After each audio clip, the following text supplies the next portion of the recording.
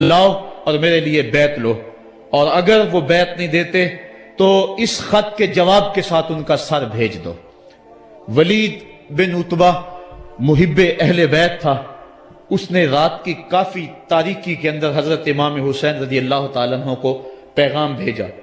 حضرت امام حسین نے حضرت عبداللہ ابن زبیر سے مشورہ کیا، انہوں نے کہا اس وقت گورنر کا بلانا خیر نہیں، صبح جائیں گے۔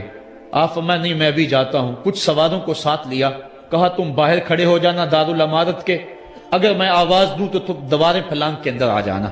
ولید بن عتبہ کے پاس امام حسین پہنچے، آپ نے کہا کہ سناؤ کیا معاملہ ہے؟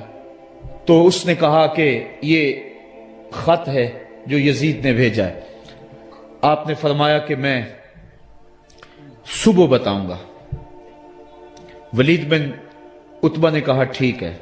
امام حسین پلٹنے لگے تو مروان بن حکم جو پاس بیٹھا ہوا تھا گورنر کے، کہنے لگا یہ چلے گئے تو دوبارہ ہاتھ نہیں آئیں گے، اب موقع ہے، اب ان کو پکڑ لو اور ان سے زبردستی بیعت لے لو۔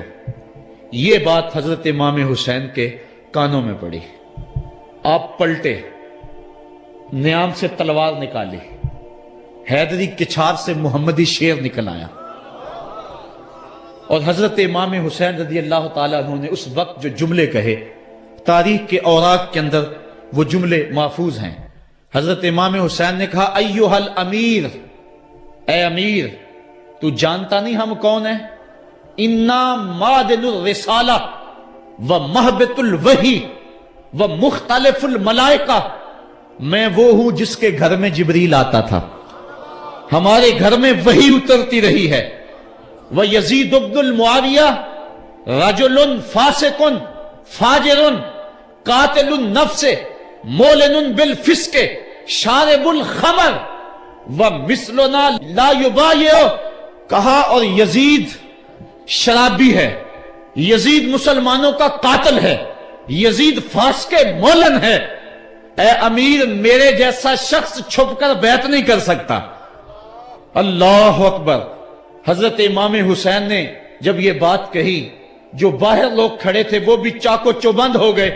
اس نے کہا حضور آپ جائیے۔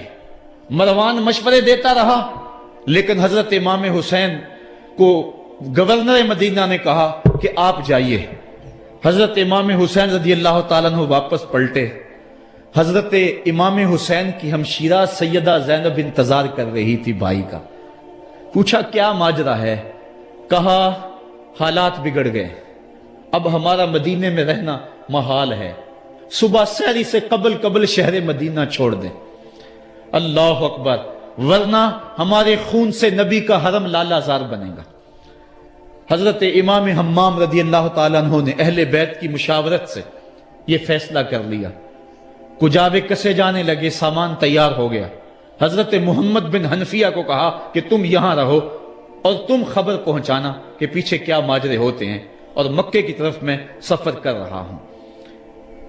کہانی لمبی ہو رہی ہے اور وقت کے دامن میں اتنی گنجائش نہیں ہے کہ پھر کس طرح شہر مدینہ چھوڑا ہوگا۔ حاجی جاتے ہیں 8 دن اور 8 دن کے بعد مدینہ چھوڑتے ہیں، ان سے کوئی پوچھو کہ مدینہ چھوڑنا کتنا مشکل ہے۔ وہ کیا کسی حاجی کو لوگ مبارک دے رہے تھے، اس نے کہا تھا مبارک دے رہے ہو دوستو حج و زیارت کی، میرا غم بھی تو دیکھو، میں مدینہ چھوڑ آیا ہوں۔ جو 8 دن مدینہ رہتا ہے اس سے مدینہ چھوڑا نہیں جاتا جس کی ولادت مدینے میں ہوئی، جو کھیلتا تھا تو مدینے کی گلیوں میں، جس کے گھر کا دروازہ مسجد نبوی میں کھلتا تھا، اس حسین کو مدینہ چھوڑنا قیامت ہوگی۔ شہر مدینہ چھوڑا، حضرت امام حسین رضی اللہ تعالیٰ عنہ مکہ المکرمہ پہنچے، وہاں رمضان گزرا، حالات وہاں بھی بگڑتے گئے، مسلسل خط آتے رہے کوفے سے۔ کہانی طویل ہے۔ 8 ذو الحج کو حضرت امام حسین رضی اللہ تعالی عنہ کوفے کی طرف عازم سفر ہوئے۔ حضرت عبداللہ ابن عمر، عبداللہ ابن عباس رضی اللہ تعالی عنہما اور دیگر صحابی ہاتھ جوڑ کے کھڑے ہو گئے، بلکہ حضرت عبداللہ ابن عباس نے تو یہاں تک کہہ دیا کہ میں دیکھ رہا ہوں کہ وہاں تمہیں شہید کیا جائے گا، آپ اگر ضرور جاتے ہیں تو ان بچوں کو چھوڑ دیں۔ حضرت امام حسین فرماتے میرے غم گسارو، میرے پیارو مجھ کو نہ روکو، مجھ کو جانے دو، मुझे नाने के दी की डूबती कश्ती बचाने दो। मैं जाता हूं कि दुनिया पर वफा का नाम रह जाए, मैं रहूं न रहूं पर अजमत इस्लाम रह जाए। मैं नहीं जाता तो नबी के घर की आन जाती है, लोगों तुम्हारा दीन जाता है, मेरी गैरते ईमान जाती है। कहा मुझे जाना होगा। 8 जुल्हज को लोग काबा की तरफ आ रहे हैं और काबा दुल्हन की तरह संवरा हुआ है, तवाफ करने वालों का झुरमट है, हाजी हज करने आ रहे हैं, लेकिन हजरत इमाम हम्माम किसी और हज की तैयारी कर रहे हैं। किसी ने कहा हज तो कर जाएं, इतनी मर्तबा मदीने से पैदल चल के आए और आज तो मक्कातुल मुकर्रमा में मौजूद है। कहा पीछे हटो, जो हज मैं करने जा रहा हूं वो अनोखा होगा, वो निराला होगा। तुम भी तवाफ करोगे, मैं भी तवाफ करूंगा। तुम तवाफ काबतुल्लाह का करोगे और मैं खैमों का तवाफ करूंगा। एक हज तुम्हारा है, एक हज मेरा है। तुम वो से लोगे किसके हजवे अस्वद के, मैं अपने फर्जंद का मुंह चूमूंगा। लोगों एक तवाफ तुम्हारा होगा, एक तवाफ मेरा होगा। तुम आबे जमजम पियोगे, मैं प्यासा रहूंगा। और तुम कभी सफा पे कभी मरवा पे दौड़ोगे, मैं कभी अली अकबर की लाश उठाने जाऊंगा, कभी मैं कासिम की लाश उठाने जाऊंगा, कभी औनो मोहम्मद के तड़पते हुए लाशों को उठाने जाऊंगा। लोगों एक हज तुम्हारा भी है, एक हज मेरा भी है। जब तुम हज कर लोगे तुम्हारी साई मुकम्मल हो जाएगी तो तुम सर मडा के हराम खोल दोगे, और जब मेरी साई मुकम्मल हो जाएगी तो मैं सर कटा के हराम खोल दूंगा। तुम सफेद हराम पहनोगे, मैं सुर्ख हराम पहनूंगा। और वो हज कयामत तक के आने वाले हज्जों की आबरू होगा। हुसैन अगर ना शहीद होता तो आज घर घर यजीद होता। इस्लाम की अजमत अया न होती, खुदा के घर में अजा न होती। बारे लाहा नौहा सनाता फिरता, तारोजे जजा अश्क बहाता फिरता। इमदाद न करते अगर करबला में हुसैन, इस्लाम तेरा ठोकरें खाता फिरता। करबला की तपती हुई रेगजार में हजरत इमाम हुसैन ने जबर और जुल्म के खिलाफ जिस कुव्वत से खड़े होकर अजीमत की दास्तान रकम की।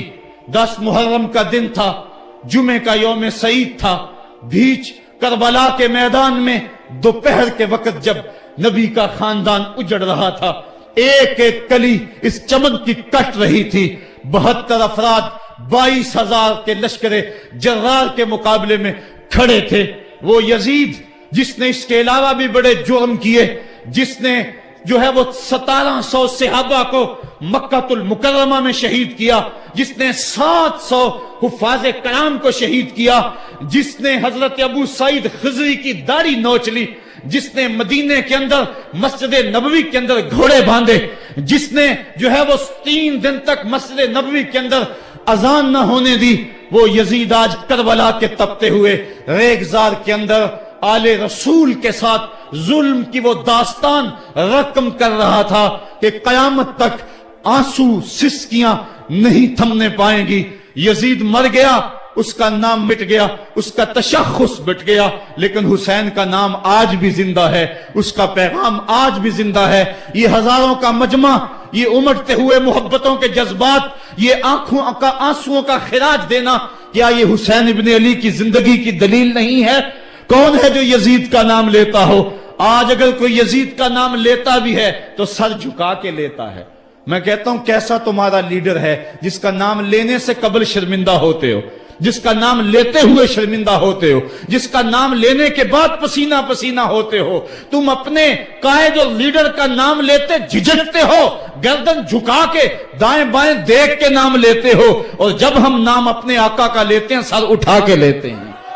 ऐ हुसैन इब्ने अली तुम पर सलाम।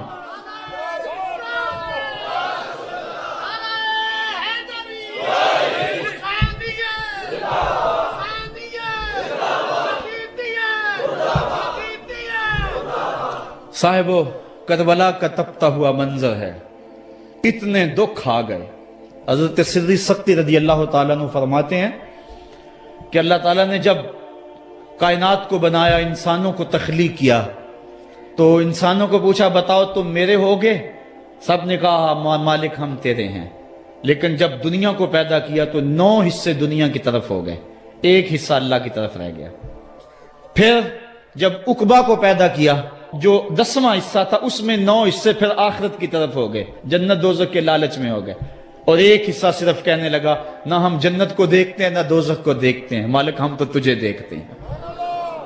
پھر جب اللہ تعالیٰ نے بلاؤں کو پیدا کیا، آزمائش اور امتحانوں کو پیدا کیا، تو 10ویں حصے کے اس 10ویں حصے میں پھر 9 حصے جو ہے وہ پیچھے ہٹ گئے۔ ایک حصہ ایسا تھا جس نے گردن جھکا کے کہا زمین و آسمان کی بلائیں بنا کے ہمارے گلے کا توق بنا دے، تیرے راستے سے نہیں ہٹیں گے۔ کربلا کے تپتے ہوئے ریگزار میں وہ منظر رقم ہونے والا ہے۔ ایک قربانی منا میں ہوئی تھی، غریب و سادہ اور رنگی ہے داستان حرم، نہایت اس کی حسین اور ابتدا ہے اسماعیل۔ وہاں دمبا آ گیا، آگے 100 اونٹ آ گئے،